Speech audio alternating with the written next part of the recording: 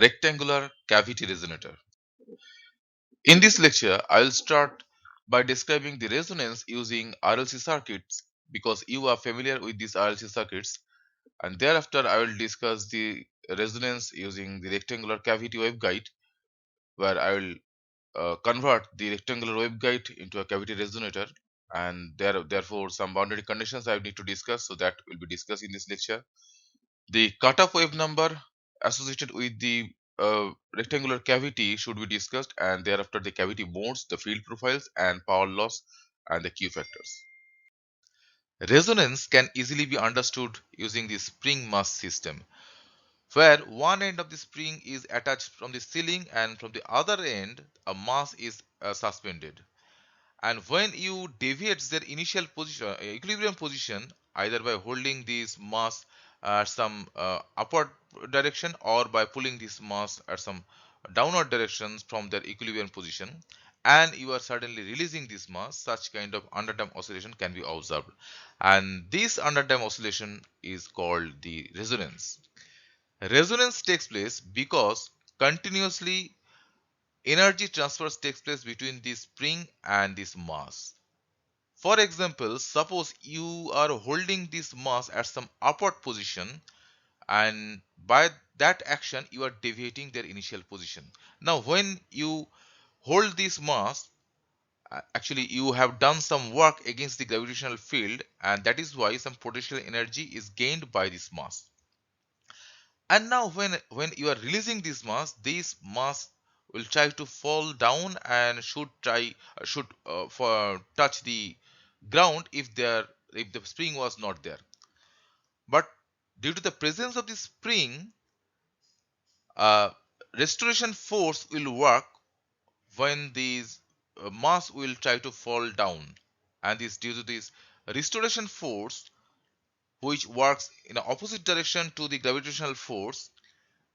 When the mass when the mass will fall down, its potential energy which was stored within this mass, that will try to convert into the kinetic energy, and due to the restoration force within the spring, a potential energy is gradually being gained by the spring. At certain position, the speed of this mass will be zero due to this restoration force, and because at that position the restoration force and the gravitational force will be equal, and that position the kinetic energy also will be zero for this mass. And then due to the restoration force of the spring, that spring will uh, pull this mass along the upward direction, and from there the potential energy which was gained by the spring will be released, and this mass will gradually gain that potential energy as this mass is going along the upward direction against the gravitational field. We know that. And in this way, if there is no loss, that such kind of oscillation will continue forever. But we know that once the mass is released, that mass cannot uh, regain its initial position from where it has started this oscillation, because the loss depends upon the spring constant as well as on the mass. So therefore gradually the mass, this oscillation will die out, and finally we are end up uh, with a underdamped oscillation, and that is called the resonance. So basically, resonance means the interchange of the stored energy between two two element forming a particular system. Such kind of resonance is also observed in the electrical system.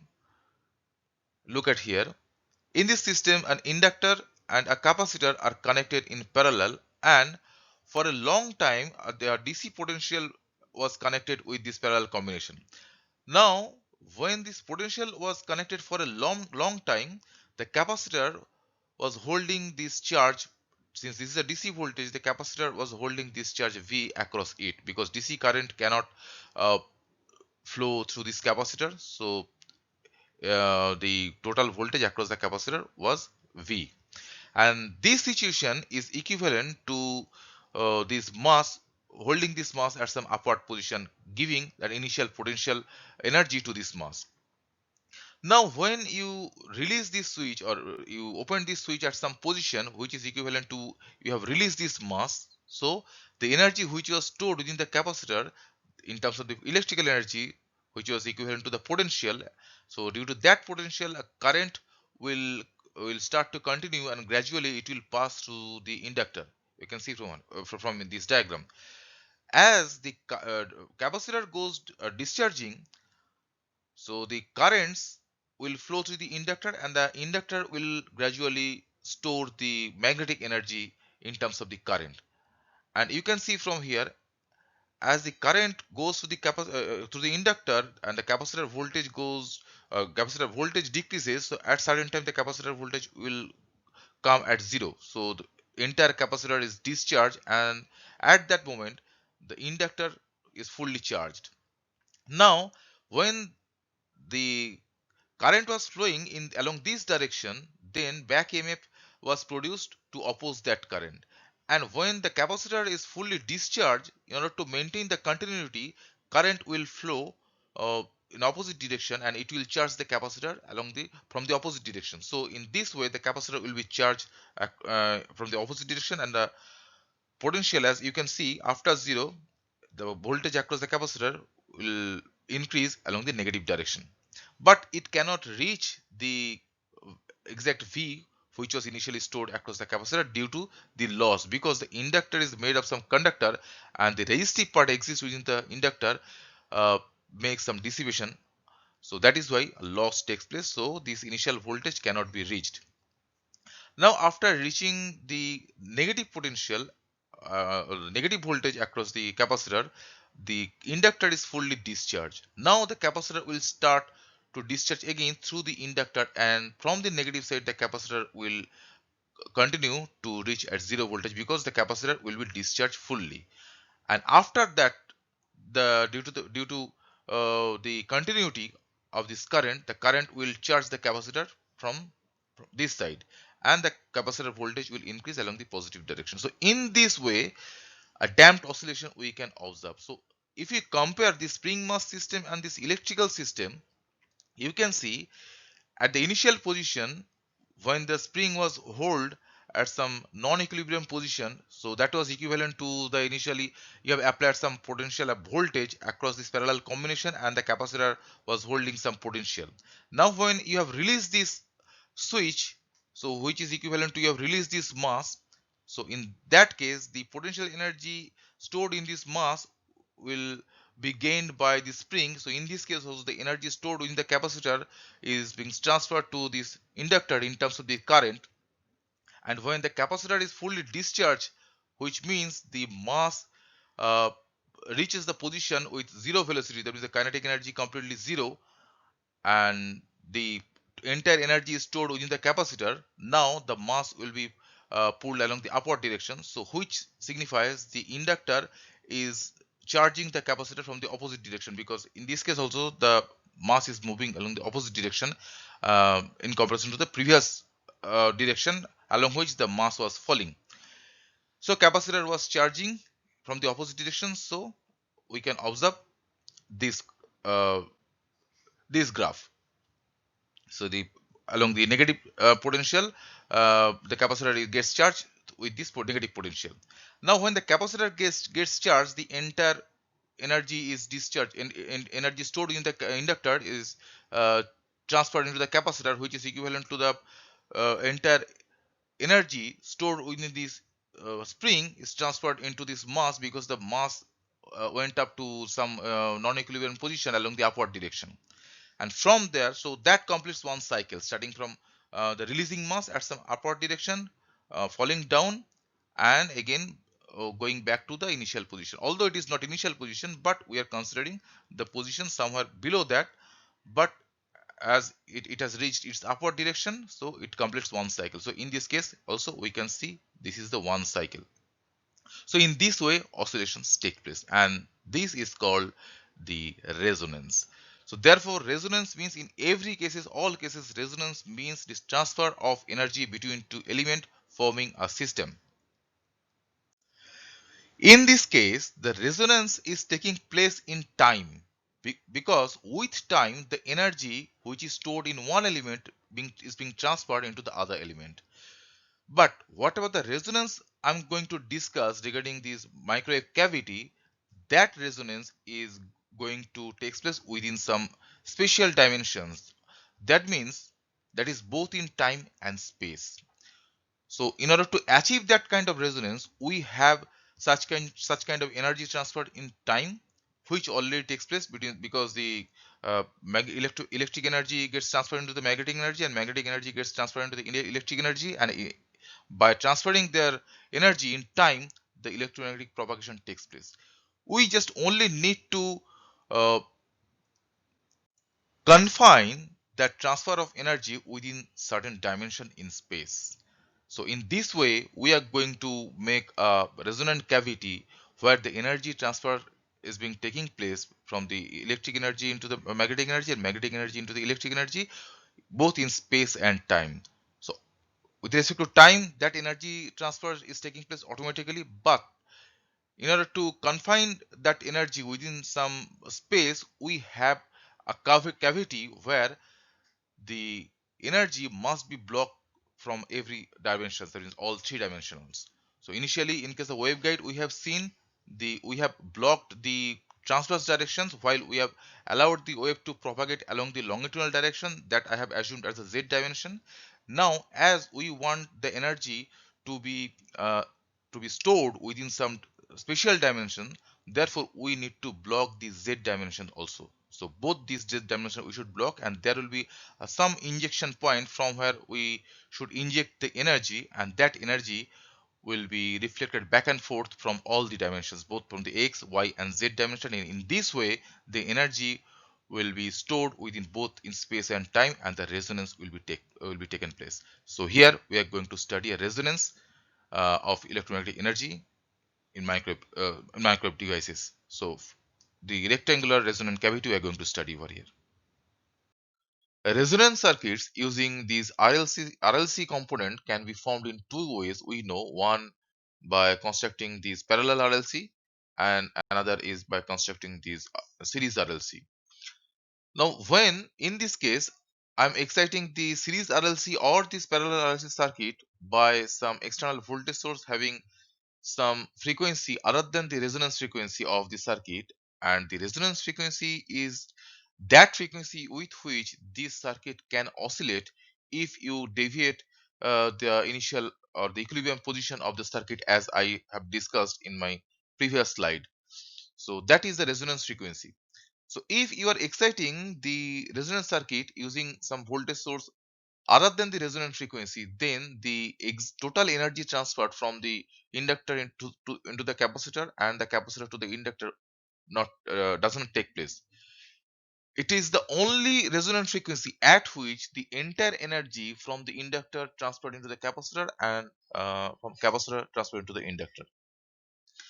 So therefore, other than the resonance frequency for a series RLC circuit, this inductor offers some reactance. Similarly, this capacitor offers some reactances. So their equivalent reactances, when being added up with the resistance, offers some total impedance Z in, which is being experienced by the applied signal.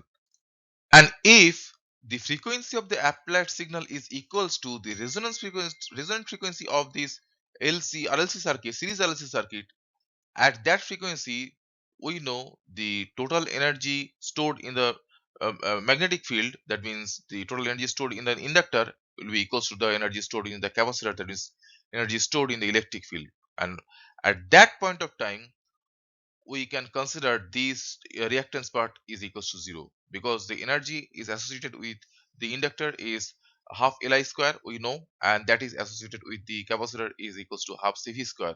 And since they will be equals to each other, so these two terms will be equals to each other, and they will be cancelled out. And this situation will offer or will reduce the impedance, the value of the impedance from whatever being offered at the initial position. That means initially it was being offered as r plus j omega l minus j times 1 over omega times c. But right now, due to the resonance, as you are exciting the circuit with a so voltage source or with a signal having frequency equals to the resonance frequency, you are going to be experienced, or the voltage source or the signal source is going to be experienced an impedance which is less than the impedance when the signal source has a frequency other than the resonance frequency. So at resonance, for a series RLC circuit, uh, the impedance is less than that with the non-resonance frequency. The situation is a bit different or opposite, we can say, for a parallel resonance circuit. Basically, in series resonance, what happens when your frequency is less than the resonance frequency, or we can say the lower frequency range. For lower frequency range, this inductor behaves as a short circuit, while the capacitor behaves as an open circuit. And we know for zero frequency, capacitor behaves as a completely open circuit. So for lower frequency range, capacitor offers higher impedance, but inductors offers smaller impedance. At higher frequency range, other than the resonance frequency, the capacitor offers lower impedance, but the inductor offers higher impedance due to the back EMF generated within this. So that is why, other than at the lower frequency range and the higher frequency range, other than the resonance frequency, the impedance which is being offered to the input signal is larger than at the resonance frequency, because at resonance frequency these two inductor and capacitors behave as a short circuit. Now in parallel resonance circuit, for the lower frequency range, we know the capacitor behaves as a short circuit, but the inductor behaves as a so the capacitor behaves as the open circuit and the inductor behaves as a short circuit, and due to that the current flows through the inductor. And in higher frequency range, the situation is just reverse. The capacitor behaves as a short circuit and the inductor behaves as an open circuit, and the current flows through the capacitor, and that current is much more larger. So voltage across this is smaller because the larger current was flowing uh, above and below the resonance frequency. So in this case, in the case of series resonance circuit, when the input frequency is less than or greater than the resonance frequency, then you are getting the smaller output, because in either case one of these element is blocking the current due to this signal. But in this case, you are having the zero voltage or the smaller voltage, because one of these element is passing the entire current because of the short circuit phenomena. Now at resonance, these two becomes equal, and that making this 1 over j omega l and 1 over omega l and omega c equal to each other. And that is why the entire impedance looking from this side will find is R, that is equals to R, which is the real impedance over here. That is why the current will find this path rather than these two paths, and that is why the voltage drop will appear across this R, and we are having the output voltage for at the resonance frequency. But we cannot get the output voltage in either of the lower frequency range or the higher frequency range from the resonance frequency. So this is the phenomena of the RLC circuit, RLC resonance circuit using series resonant and the parallel resonance circuit. And this is the statement what I just made. That means at resonance, the pure resistive element is appearing and being offered to the signal. So Z in becomes equals to the R at resonance, and which is less than not a non-resonant case. But in parallel resonance, the R which is greater than the non-resonance case, because at non-resonance the current finds the shorted path either through the inductor or through the capacitor for the parallel resonance circuit. So similarly, we can say, or we can conclude that for a series resonant, the current at resonance becomes greater than the current at non-resonant case, and for parallel resonant, the scenario is just opposite.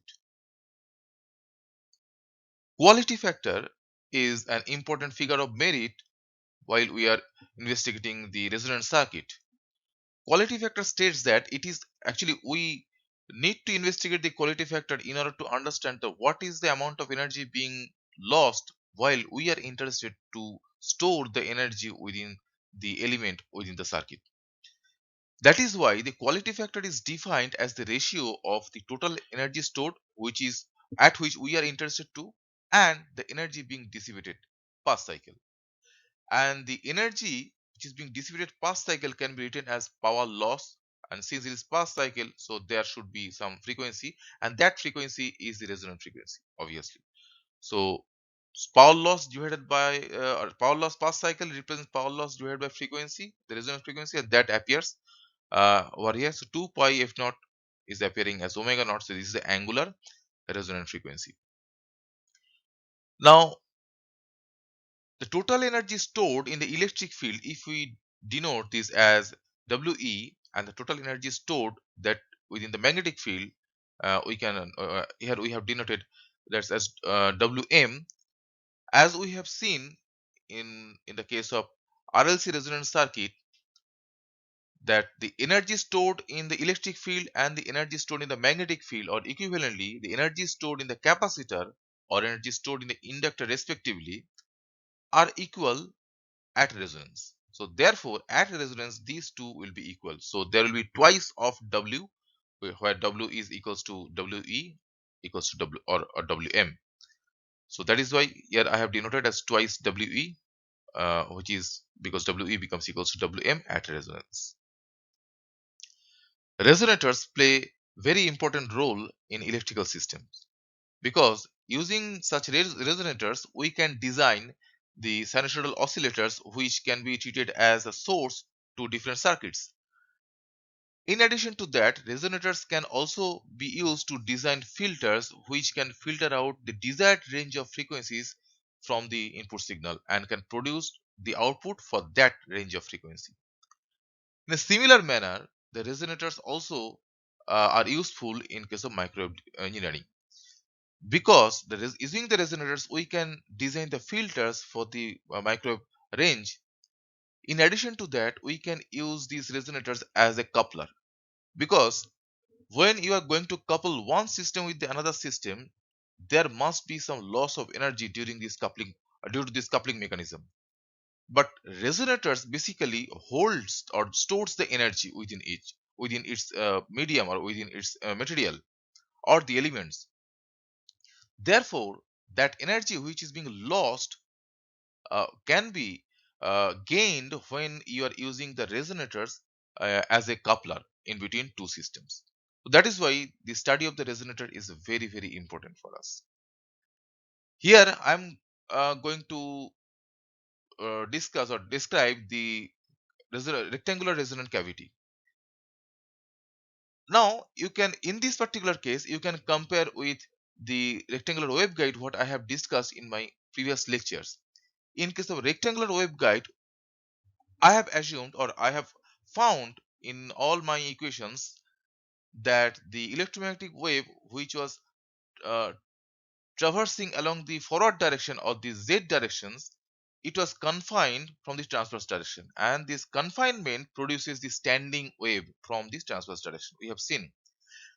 So standing wave means along the transverse direction these waves are oscillating back and forth along from the positive y to negative y. Again it is being reflected back from negative y to positive y. Similarly, from positive x to negative x and from negative x to positive x, these transverse fields are oscillating.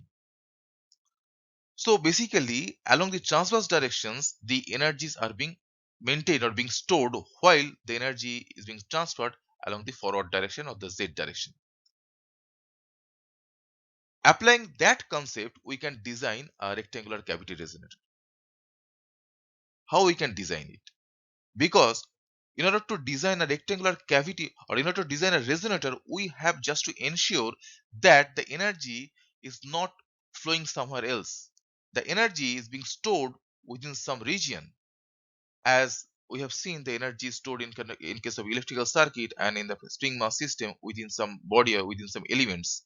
So here we have to ensure the energy will be stored within some region, and in order to ensure that, we have to block the two ends of the rectangular waveguides. And if you block these two ends, that means the input port and the output port of the rectangular waveguide, using some conductors, then you will ensure that the electric field which was propagating along, or the electromagnetic energy which was propagating along the z direction, is now going to be confined within the medium, because additional boundary condition is appearing for the Ex and Ey, because the Ex and Ey is right now going to be zero at the boundary along the z. So at z equals to 0, since you are placing a conductor in order to shield the guide, and at z equals to d, you are also placing another conductor in order to shield the guide. So these transverse electric fields, they are experiencing a boundary condition. So that means because they are tangential to the z direction at z equals to d and z equals to 0, so this tangential electric field will will be experiencing this boundary condition, and they will be 0 at these two ends. So therefore, the reflected waves will be originated at z equals to 0 as well as z equals to d. So in addition to the reflection taking place from the transverse direction, right now the wave will be reflected back and forth from the forward direction, or from the propagating direction of what was I have assumed for the rectangular waveguide. Now take an example, or take a comparison for the field profile of rectangular waveguide. Now for this rectangular waveguide, this was the transverse electric field, and this is the this e to the power factor represent the propagations of the electric field. So along the z direction, the electric field was propagating for the rectangular waveguide, and along this direction, along the transverse direction, the field was forming the standing wave, because this is the wave number along the x, and this was the wave number along the y for the rectangular waveguide.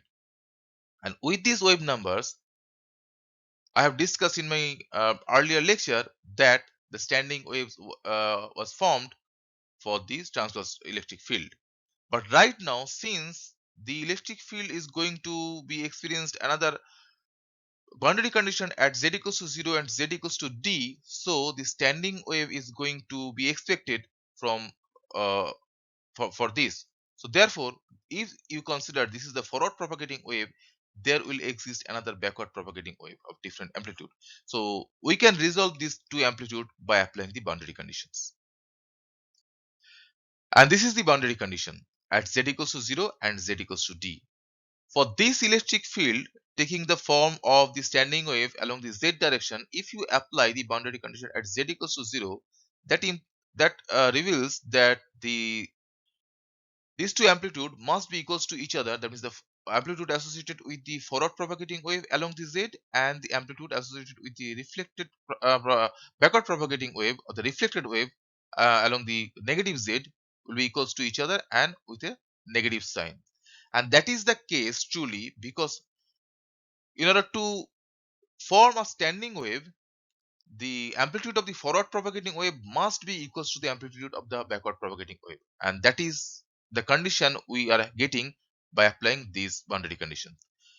And when you will apply these boundary conditions, so this e to the power factor, the summation of this e to the power factor will turn into the sine of kz.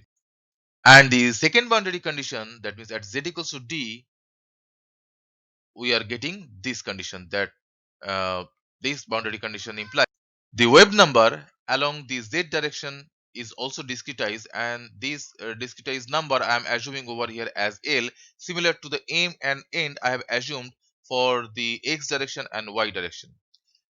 And right now the total wave number will be discretized. So along the x it will be m pi over a, and along y it is n pi over a, and along z it is l pi over d. So d is the length along the z direction. So according to that, the cutoff frequencies will be defined as I have defined the cutoff frequency for the rectangular waveguides. Let's talk about the dominant mode or fundamental modes of the rectangular cavity resonator. As I told, a cavity resonator is designed by shielding its two ends along the direction of the propagation of a rectangular waveguide. So therefore, the modes which are the fundamental modes for the rectangular waveguide, that means the TE110 mode and TM10 mode, these two modes also will be the fundamental mode for the rectangular cavity resonator.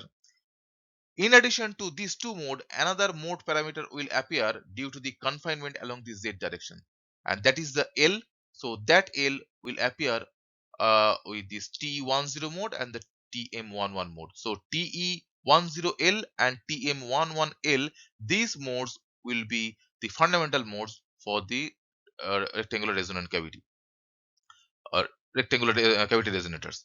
So the dominant mode obviously will be for L equals to 1, and TE101 associated with the TE mode and TM111 associated with the TM mode will be the fundamental or the dominant mode for the rectangular cavity resonator.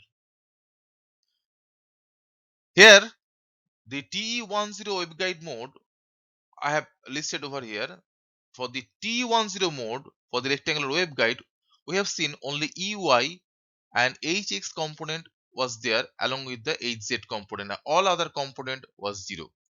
Now as I am interested over here for TE10L cavity mode, so that is why all of these three components will be there. In addition to that, these parameters associated with this propagation will take a form of the uh, standing wave. That is why this EY is taking a form of the standing wave with a negative sign over here. But this HX is taking the form of the standing wave having the positive sign over here, because we know that when the wave gets reflected back, it is the magnetic field which uh, inverts its direction. So that is why whatever the sign is appearing for the reflected wave for electric field, the opposite sign will appear for the magnetic field associating the electric field. So here EY, which is being associated with the HX, so that is why the plus sign is appearing, and for HZ it will be the negative sign. Now this factor for the electric field we can write as sine term. So sine L pi z over d, because this kz right now is discretized and it is defined as L pi over d, but this hx will take the form of cos and hz will take the form of sine. Right now you can see there exists no such component which can represent the propagation of the wave.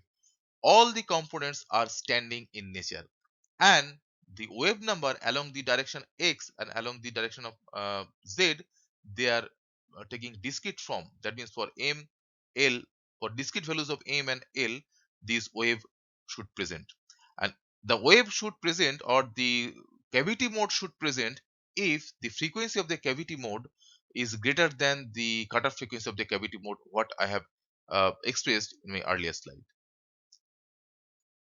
This is the animation for the electric field EY.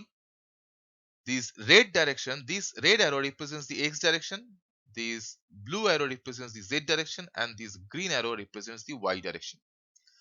And the dimensions of the waveguide I have with which I have designed this waveguide as A is equals to 30 millimeter, because the cutoff frequency I have chosen as 10 gigahertz. It is the same cutoff frequency for what I have designed the rectangular waveguide in my previous lectures.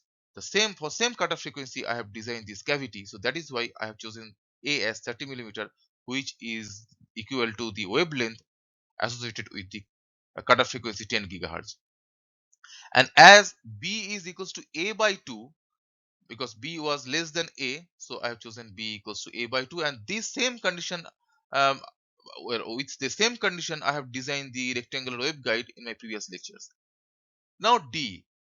In the case of rectangular waveguide, we have seen when the cutoff frequency was uh, 10 gigahertz, that means the wavelength was 30 millimeter, we have seen the wavelength along the z direction was 45 millimeter, and we know that in order to design a waveguide, at least half of the wavelength, or we have to design the dimension of the waveguide so that the half of the wavelength can be accommodated within the range of the dimensions. So that is why the total length of the rectangular waveguide along the z direction was 45 millimeter in my previous lectures, in case of rectangular waveguide TE and TM mode, what I have discussed.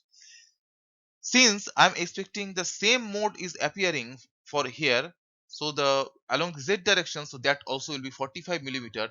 But as I'm ensuring the only half of the wavelength along the z direction, so that is why I've divided this 45 millimeter by 2, and I'm getting 22.5 millimeter. And along the z direction, the dimension of the resonant cavity is 22.5 millimeter I have chosen.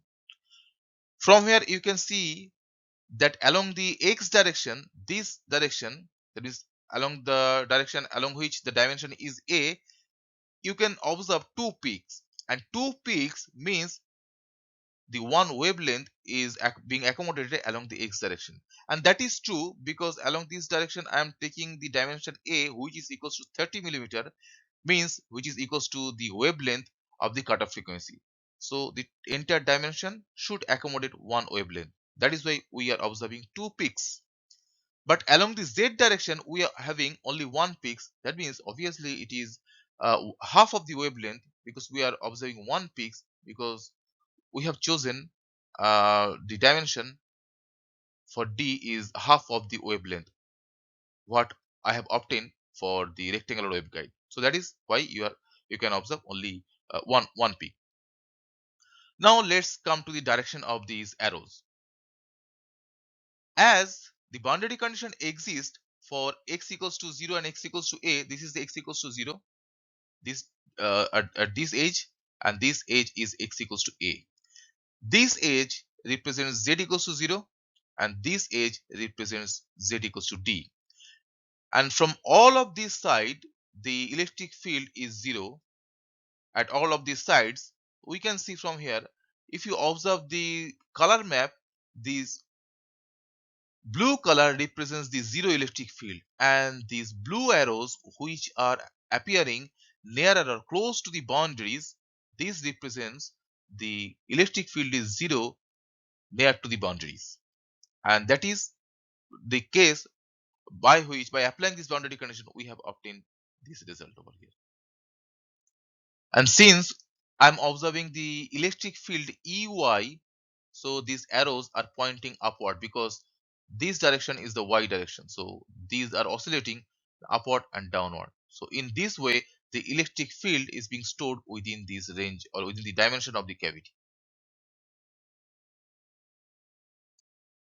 The same electric field I have presented by a different animation over here, where this carpet, oscillation of the carpet represents the electric field along the y direction, because the oscillation is taking place along the y direction. And look from here, this carpet is tied at the boundaries around the dimension of the cavity, because the zero is appearing, or zero is being represented by these green regions. And you can see, although it is oscillating, so when it goes its positive peak and when it is taking its negative peak, so the color is changing, but around the boundary the color never changes. Around the boundary it is always green, which represents the boundaries are zero, the electric field is zero at the boundaries. And along the x direction, you can see from here it is taking one wavelength, because along the x I have designed the waveguide with a equals to 30 millimeter equals to the wavelength of the cutoff wavelength. And along the z, it is the only half of the wavelength what I got for the rectangular waveguide. So it is why only one peak we are observing. The same situation I have explained using in my previous slides. The similar thing is happening over here. Here I have presented the animation for the magnetic field. Now you can see the orientation of the coordinates are in a different way other than the electric field I have demonstrated. Here the y direction is towards u, the right hand direction represents the x, and the bottom direction represents the z. As the electric field exists along the y direction, so the arrows was directing along the y direction. So right now arrows are directing for the electric field, the arrows are directing towards u. Therefore the magnetic field must be circulating the electric field, and that is why both the hz and hx component are appearing in the particular resonant cavity mode. And this, since the presence of this Hz and Hx field represents circulation, you are observing a circulating field over here. But it is unlike the propagating field what we have observed for the rectangular waveguide, that the magnetic field was circulating and they were propagating. But right now they are circulating but they are not propagating, because it forms a resonant cavity where the energy is stored within the dimension of the uh, cavity. So energy cannot be transferred somewhere, rather it is being reflected back and forth. So that is why the electric field, both the electric field and magnetic field, are oscillating within the dimension of the cavity. And that is the thing you can observe from here. Here I have represent the Hx field separately in order to make you understand how the Hx, the sine and cos, is affecting this Hx field.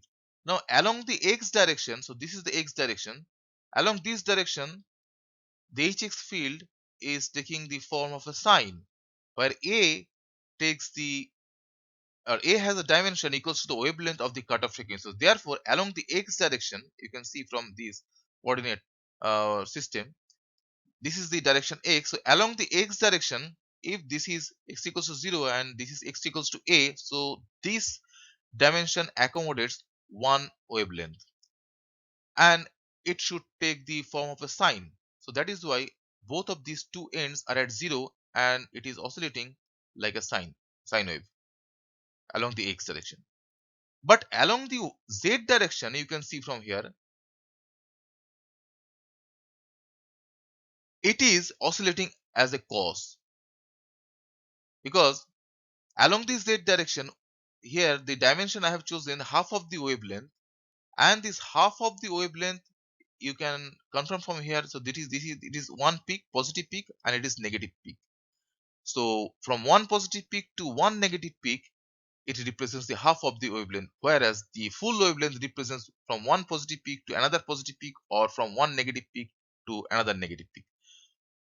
So that is why it represents the half of the wavelength along the z direction, and this oscillation of the wavelength, half of the wavelength, is taking place cosinusoidal, because you can see from here, in case of x direction, it was 0 at x equals to 0 and it was 0 at x equals to a, and in between them it is oscillating, so it is looking like a sinusoidal oscillation. But here they are 0 at these two ends along the x, so here it is a one node, there is another node, here is another node, and since in between these two ends it is oscillating, so along the z direction it is looking like a cosinusoidal oscillation, you can see from here. And similar animation can be represented for the hz. It will be, I will advise you to form an waveform or form the electric or field profile for the hz. Now the quality factor. So the electric field, magnetic field for the TE10L mode are these I have represented as over here. So the energy stored in electric field can be represented as shown in this equation, that is epsilon divided by 4 times the integration over the E field, where E times the conjugate of this E field, and since only Y component of the E field exists over here, so E times the conjugate of the E field along the Y direction is appearing. And when you perform this integration over the dimension of the cavity, you will have this expression where A, B, D represents the dimension along the X, Y, and Z respectively. Now the energy stored in magnetic field when you perform this, since the magnetic field, the two magnetic field exist for the resonant mode, so it will include these two magnetic field, and this integration will provide you with this expression. Now this expression can easily be understood as epsilon by mu if you replace ZTE, that means the intrinsic impedance for the transverse electric field, by its fundamental equation as the K times intrinsic impedance of the material divided by the Kz, where Kz is represented by this Kz10, because the I have assumed this TE10 mode for the resonant cavity. So when you replace this expression will be reduced as epsilon over mu. And finally, when you will replace over this epsilon over mu in this expression, so that will be like this. And you can see from here, right now, after replacement of this factor, the magnetic energy becomes equals to the electric field energy. And that means it is the resonance condition, because at resonance, the electric field and the magnetic field energy both are equal. So this is the condition. Now, the quality factor for the rectangular cavity resonator. Particularly, I am going to discuss the unloaded Q. Unloaded Q means when the cavity is not connected with some external waveguide or with some external device. Because the purpose of designing such resonator is to reuse its power which is being piled up or which is being generated or being building up within the dimension of the cavity.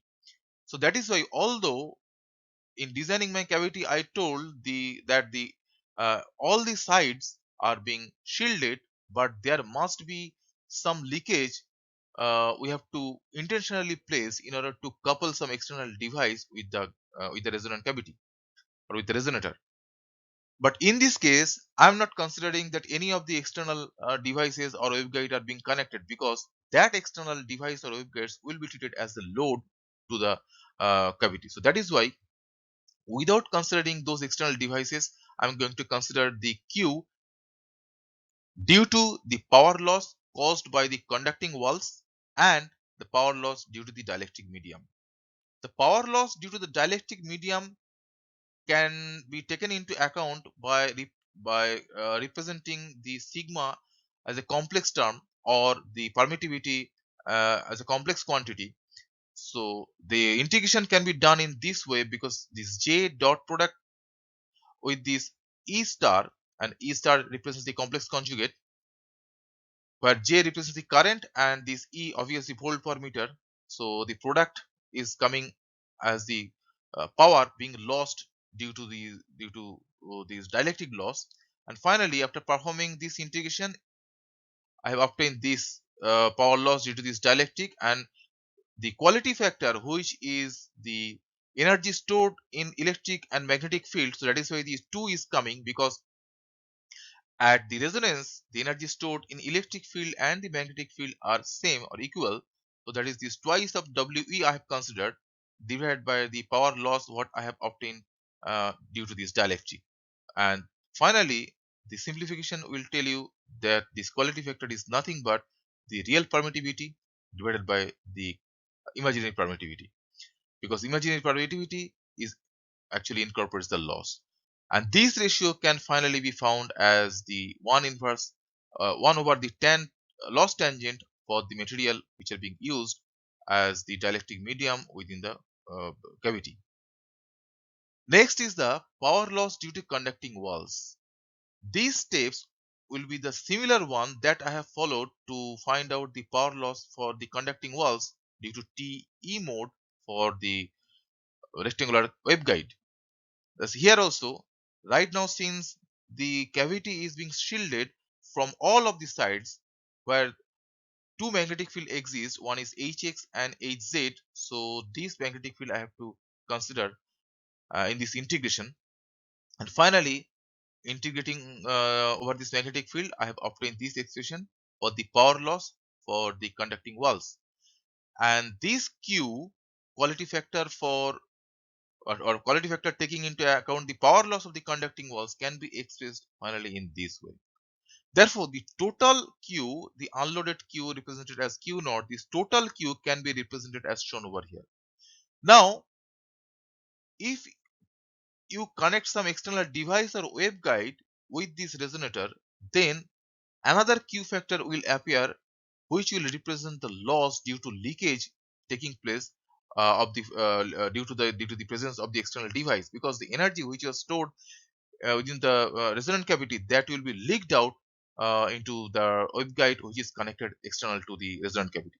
And for that, we have to consider an external Q, and the total Q will be summation of the 1 inverse Q due to the conducting walls, 1 inverse Q due to the dielectric and 1 inverse Q due to the external device or the load, and total inverse of the total of them.